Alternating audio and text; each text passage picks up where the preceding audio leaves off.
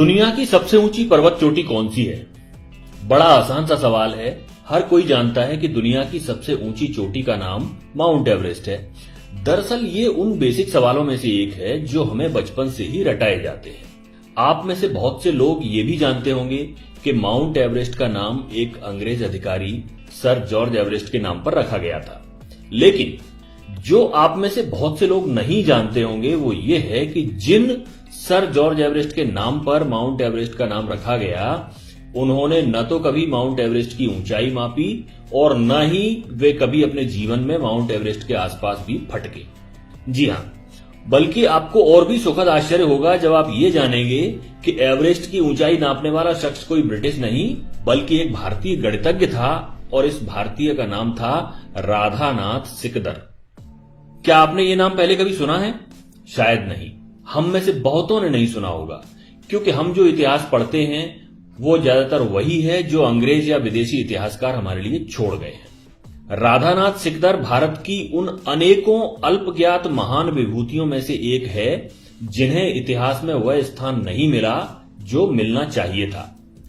जहां तक George Everest के माउंट एवरेस्ट से संबंध का प्रश्न है तो यह कहना गलत नहीं होगा कि उनके जीवन की सबसे बड़ी उपलब्धि यही थी कि उन्होंने राधानाथ सिकदर को खोज निकाला था। दरअसल 19वीं सदी की शुरुआत में अंग्रेजों ने भारत का मानचित्र तैयार करने के उद्देश्य से पूरे देश का एक त्रिकोणमितीय सर्वेक्षण का प्रोजेक्ट आरंभ किया था। इसी प्रोजेक्ट के तहत सन 1830 में सर जॉर्ज एवरेस्ट नाम का एक अंग्रेज अधिकारी सर्वेयर जनरल ऑफ इंडिया बनकर भारत आया। भारत आने के बाद जॉर्ज एवरेस्ट ने एक ऐसे व्यक्ति की खोज शुरू की जो स्फेरिकल ट्रिग्नोमेट्री में विशेषज्ञ हो।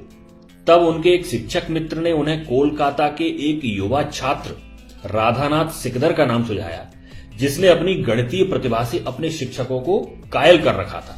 फिर क्या था, सर जॉर्ज एवरेस्ट ने राधानाथ सिकदर को अपने विभाग में कंप्यूटर के पद पर नौकरी पर रख लिया।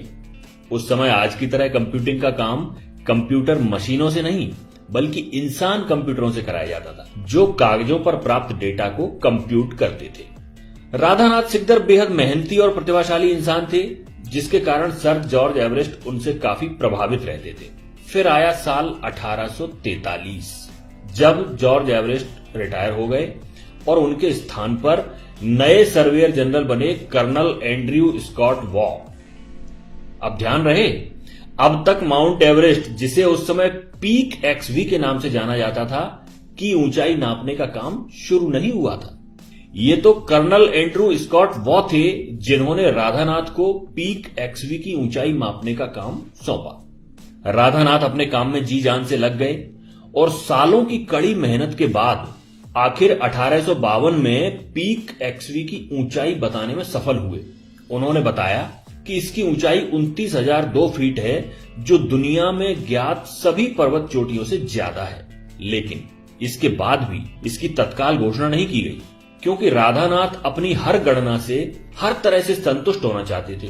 सभी आंकड़े एक बार फिर से जांचे गए और आखिरकार 1856 में जब वे पूरी तरह संतुष्ट हो गए तब इस बात की आधिकारिक घोषणा की गई कि पीक एक्सवी ही दुनिया की सबसे ऊंची चोटी है।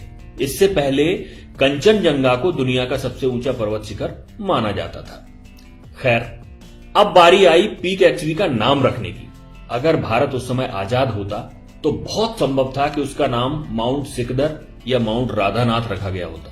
लेकिन उस समय तो हुकूमत अंग्रेजों की थी, तो कर्नल एंड्रयू स्कॉट वॉ ने उस चोटी के लिए नाम चुना माउंट एवरेस्ट। यह नाम उन्हीं सर जॉर्ज एवरेस्ट के नाम पर था जो कर्नल एंड्रयू स्कॉट वॉ के पूर्व भारत के सर्वेयर जनरल हुआ करते थे। तो इस तरह एक प्रतिभाशाली और परिश्रमी भारतीय गणितज्ञ, जिसकी शोहरत पूरी दुनिया में होनी चाहिए थी, जो अपने काम के प्रति इतना समर्पित था कि उसने आजीवन विवाह नहीं किया, उसके योगदान को बड़ी आसानी से भुला दिया गया। लेकिन उस समय तो जो हुआ सो हुआ, शासन अंग्रेजों का था और हम ज्यादा कुछ कर नहीं सकते थे। परंतु दुख की बात तो यह है कि आज इतने सालों के बाद भी जब भारत आजाद हो चुका है, हम में से ज्यादातर भारतीय अपने ही देश के इस महान गणितज्ञ का नाम तक नहीं जानते हैं। क्या आपको नहीं लगता कि हमें अपने बच्चों को इतिहास के इन भूले बिसरे नायकों के बारे में बताना चाहिए?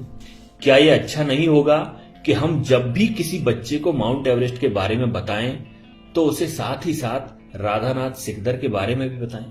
अपने विचार कमेंट में जरूर बताइएगा। जल्दी हाजिर होते हैं आपके समक्ष एक नई जानकारी लेकर।